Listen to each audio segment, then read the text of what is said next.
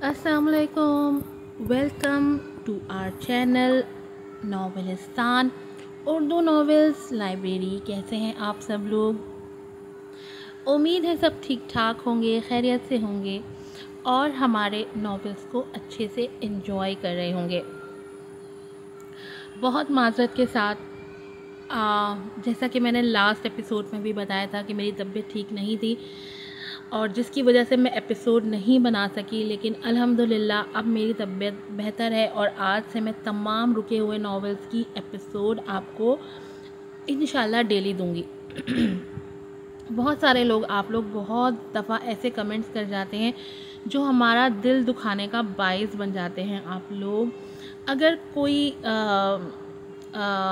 इंसान आपको रिप्लाई नहीं कर पा रहा तो आप समझ जाएं कि डेफ़िनेटली अगला कुछ ऐसे मसले मसाइल में होगा जो वो फेसबुक या यूट्यूब नहीं देख पा रहा होगा। हर एक इंसान की ज़िंदगी में मसले मसाइल होते हैं। हम नॉवेल्स की हीरोइंस के लिए तो भर भर के टसवे बहाते हैं, लेकिन हम उन लोगों के पेन को, उन लोगों के दुख को क्यों नहीं महसूस कर पाते जिनसे हम डेली यूज़ में बात कर रहे होते हैं। ये एक बहुत तकलीफ़देह बात है। नॉवेल के हीरो हीरोइन के लिए तो हम लोग ढेरों आंसू बहाते हैं, लेकिन हम समटाइम्स अपने बहन भाइयों, अपने दोस्तों, अपने रिश्तेदारों और अपने आसपास के लोगों के लिए वो दर्द महसूस नहीं करते। हालांकि वो तकलीफ़ में होते हैं, लेकिन हमें उनकी तकलीफ़ फ़ील नहीं होती। हम खुद गर्ज बन जाते हैं। तो ये इतनी लंबी तकरीर इसलिए क्योंकि बात आप लोगों के कमेंट्स ने मुझे बहुत ज़्यादा जो है ना डिसहार्ट किया। इवन मेरे पेज पे कुछ लोगों ने तो इवन गालियाँ तक लिखी हुई थी। तो बहुत ज़्यादा मैं डिसहार्ट हुई हूँ आप लोगों के इन कमेंट से, आप लोगों के इस बिहेवियर से। ये चैनल मैंने आप लोगों को खुश करने के लिए बनाया था, लेकिन आप लोग मुझे बहुत ज़्यादा नाखुश कर रहे हैं। मैं सख्त तरीन बीमार थी और इवन एमन भी बहुत ज़्यादा बीमार थी, लेकिन चलें अब मैं ठीक हो गई हूँ और दोबारा से हम अपनी जर्नी शुरू करते हैं जहाँ हमने छोड़ी थी। आज आपके लिए लेकर आई हूँ मेरी बारिश हो तुम। नॉवेल है मेरी बारिश हो तुम, एपिसोड है 2 और राइटर है मलाइका रफ़ी। शुरू करते हैं अपनी एपिसोड। घर के सामने गाड़ी रोक के उमर ने हिबा की तरफ देखा जो किसी गहरी सोच में गुम थी। वो कुछ देर उसे देखता रहा, जबकि उसकी तरफ से किसी रद्द अमल का इजहार ना हुआ तो उसे खुद पुकारना पड़ा। हिबा। वो चौंक के उमर को देखने लगी। आपका घर आ गया। वो मुस्कुराने की कोशिश करता बोला तो हिबा सामने अपने घर को खाली नजरों से देखने लगी। आहिस्तगी से अपने साइड का दरवाज़ा खोल के वो छोटे छोटे कदम उठाती अपने घर की जानिब बढ़ने लगी, जबकि उमर के होठों पे फीकी मुस्कुराहट थी। हिबा, काश आप मेरी मोहब्बत को जान सके, समझ सके। वो कुछ देर उसी तरह बैठा सामने देखता रहा, फिर सर झटक के वो गाड़ी मोड़ने लगा कि वो हिबा को घर पहुंचा चुका था और उसकी जिम्मेदारी ख़त्म हो चुकी थी। हिबा घर में दाखिल हुई तो उसे देख के ज़ैनब भागते हुए आई। हिबा, मेरी बच्ची कहाँ थी तुम? अहमर जल्दी आए। काशान, नम्रा जल्दी आओ। सब भागते हुए आए तो सामने हिबा को देखकर हैरान रह गए। हिबा, कहाँ थी तुम? वो बारी बारी सबके चेहरे देख रही थी। क्या जवाब दें उन्हें कि कहाँ थी, किस हाल में थी? वो कुछ कहने के काबिल न थी। निढाल सी सबको देखे गई। डोरबेल बजी तो काशान देखने चला गया। अचानक 3-4 आदमी अंदर आए और मिठाई के बड़े बड़े डब्बे रख के बाहर चले गए। वहां मौजूद वो सब हैरत से ये कार्रवाई देख रहे थे, जबकि हिबा के लब भींच गए थे जब बिलाल, ज़यान अहमद और कौसर अंदर आए। बिलाल, ज़यान अहमद को कौन नहीं जानता। अहमद उन्हें हैरत से देखने लगा तो बिलाल मुस्कुरा दिया। कुछ नहीं, बस आपकी बेटी का रिश्ता करने आए हैं हम। जी। सब हैरत से उसे देख रहे थे, जबकि हिबा नफरत और हकारत से उसे देख रही थी। उसे अफसोस हो रहा था उस शख्स पे जो निहायत वजीहा तो था ही, लेकिन निहायत पस्त फितरत इंसान था। अरे हिबा, तुमने बताया नहीं इन्हें? आज रात तुम हमारे घर ही तो थी उमर के साथ। बिलाल चेहरे पे मुस्कुराहट लिए उसे देख रहा था, फिर अहमद की तरफ देखने लगे। उमर मेरा छोटा भाई है, बहुत प्यार करते हैं दोनों बच्चे एक दूसरे से, और कल रात तो उनकी मोहब्बत देख के मुझे भी यही लगा कि इनको एक हो जाना चाहिए। बहुत मोहब्बत है उनमें। किस कदर रवानी से झूठ बोल रहा था ये शख्स। हिबा का दिल चाहा उसका मुंह नोच ले। बकवास बंद करो, वो जोर से चिल्लाई थी। उसकी आंखों में खून उतर आया था। तुम जबरदस्ती लेके गए थे मुझे, और मेरे और तुम्हारे उस भाई के बीच कुछ नहीं हुआ। बिलाल उसकी बात पे हंसने लगा। कुछ नहीं हुआ? अब आप सबके सामने बताते हुए बच्ची शर्मा रही है। हिबा खूंखार अंदाज में उसकी तरफ लपकी थी ताकि उसका मुंह नोच ले, मगर काशान ने उसे पकड़ लिया। छोड़ दो काशान मुझे, उसने दांत पीसते खुद को छुड़ाने की कोशिश की थी। बिलाल उसके करीब आया और उसके मुकाबिल खड़ा होकर उसकी आंखों में देखता बोला, आज शाम को तुम्हारा निकाह है उमर के साथ, तैयारी कर लो, और अगर कुछ भी होशियारी दिखाने की कोशिश की तो शाम की पूरे न्यूज़पेपर में तुम्हारी ही न्यूज़ होगी, तुम्हारी तस्वीरों समेत। कितनी दिक्कत लगी थी उसे ये सब कहते हुए, ये बस वो ही जानता था, लेकिन काबिले नफरत बन जाना चाहता था सामने खड़ी उस नाजुक लड़की की आंखों में। बकवास बंद करो यू बास्टर्ड। वो खुद को काशान की गिरफ्त से छुड़ा के अब उसका कॉलर पकड़े खड़ी थी। उसकी गर्दन नोच डाली थी उसने अपने नाखूनों से, जबकि उस लम्हे बिलाल ने किसी रद्द अमल का इजहार न किया था। वो बस हिबा के नफरत की आखिरी हद देखना चाहता था, जब साकित खड़े उन जिस्मों में थोड़ी हरकत हुई थी और काशान ने फिर से उसे खींचा था अपनी तरफ। होश करो हिबा, दफा हो जाओ तुम यहाँ से। काबिले नफरत और जलील इंसान हो तुम, तुम्हारी पस्त फितरत को मैं जान। इसकी बात मुकम्मल होने से पहले ही काशान ने उसके मुंह पे अपना हाथ रख लिया था कि वो इतना बड़ा सियासतदान और हिबा उसे क्या कह रही थी। बिलाल ने सबकी तरफ देखा था। माजरत के साथ, बस आपकी बेटी बहुत जिद्दी है, खैर शाम में मिलेंगे। वो जहरीली मुस्कुराहट के साथ उन्हें देखने लगा।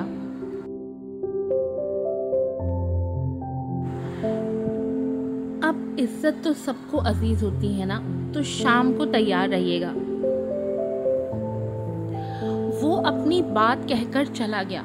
हिबा खुद को छुड़ा के उसके पीछे जाने को थी जब अहमद की आवाज पे उसके कदम रुक गए। जितना कर चुकी काफी है, शाम तक हमारी इज्जत बची रहने दो हिबा। हिबा ने बेयकीनी से अपने बाप को देखा। पापा। वो बारी बारी सबको देखने लगी। सबकी आंखों में अपने लिए सर्द मोहरी देख के उसका दिल मर जाने को चाहा। वो झूठ वो उसने कहना चाहा। बस कर दो हिबा, बस। ज़ैनब के मुंह से निकले आवाज उसे किसी गहरी खाई में धकेल रहे थे। माँ। सब एक एक करके वहां से चले गए, जबकि हिबा वहीं जमीन पे बैठ के ये सोचने लगी कि क्या मुझे कोई नहीं जानता यहाँ। उनके साथ पल के जवान होने वाली हिबा को कोई नहीं जानता क्या? वो हैरत से धुंधलाई आंखें लिए उस घर के दरो दीवार देखे गई जहाँ के मकीन उसे पल में पराया कर गए थे।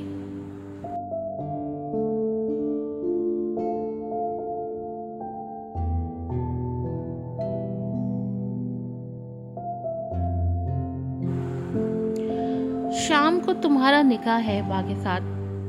बिलाल के अचानक कहने पे उमर हैरत से उसे देखने लगा। मुंह खोले क्या देख रहे हो? हिबा को हासिल करना चाहते थे। लो हिबा तुम्हारी हो रही है, बिलाल ने मुस्कुराते हुए ऐसे कहा था, जबकि उमर ने लब भींच लिए थे।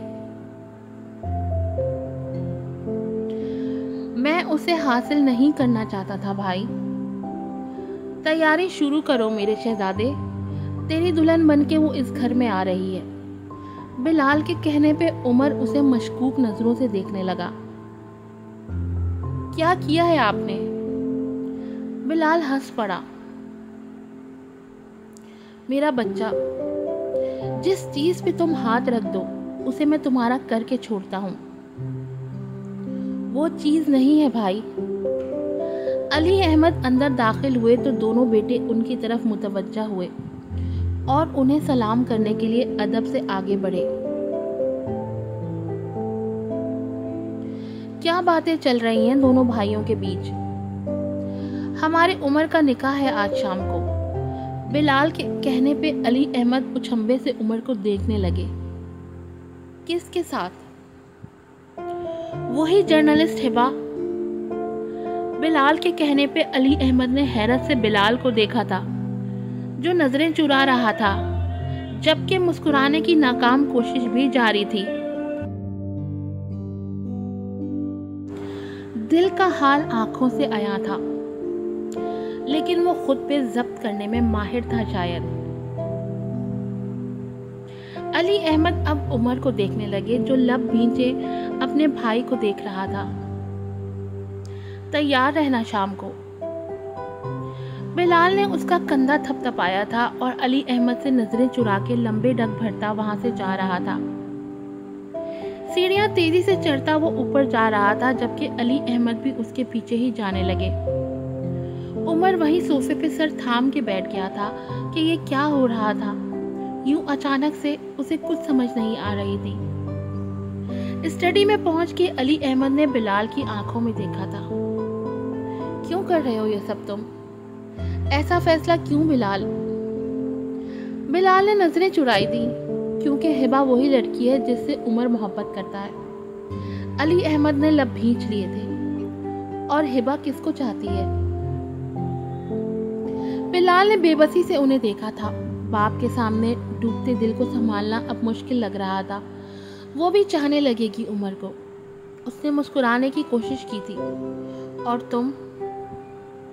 अली अहमद अब उसे अबरू उचका के देख रहे थे, जबकि बिलाल खामोश खड़ा रहा और मुड़ के अपनी टेबल पे रखे चीजों को उलट पुलट करने लगा। हिबा कोई रोबोट है कि उसे जो करने को कहोगे वो कर लेगी? अली अहमद के सवाल पे वो खामोश रहा। तुम्हारे कह देने से निकाह होगा उसका उमर से, और तुम्हारे फोर्स करने से मोहब्बत हो जाएगी उसे उमर से। यही सोच लिया होगा तुमने। मैं बाहर जा रहा हूँ, मुझे काम है जरूरी। बिलाल आगे बढ़ के जाने लगा, जब अली अहमद ने उसका बाजू थाम के उसे रोका था। बिलाल बेबसी से सुर्ख होती आंखों से उसे देखने लगा। रुको तुम। वो जीती जागती इंसान है बिलाल, उसे तुम किसी भी काम के लिए फोर्स नहीं कर सकते। वो अब नफरत करती है मुझसे, यही काफी है मेरे लिए। उसके चेहरे पे जख्मी मुस्कुराहट उभरी थी। मैं उसके दिल में खुद के लिए बेबना नफरत डाल चुका हूँ। अली अहमद ताज्जुब से मुस्कुराए थे। मेरा बेटा भूल गया है शायद कि औरत की नफरत उस मर्द की बर्बादी का आगाज होता है जिससे वो बेपनाह मोहब्बत कर चुकी है, या फिर वो मर्द उसे बेपनाह चाहता आ रहा हो। बिलाल ने नजरें चुरा के अपने बाजू भी उनके गिरफ्त से छुड़ा और लंबे टक भरता वहां से जा रहा था, जबकि अली अहमद ताज्जुब भरी आंखों से अपने बेटे को जाता देख रहे थे। वो उसी हुलिये में बैठी थी, अपनी किस्मत का मातम कर रही थी।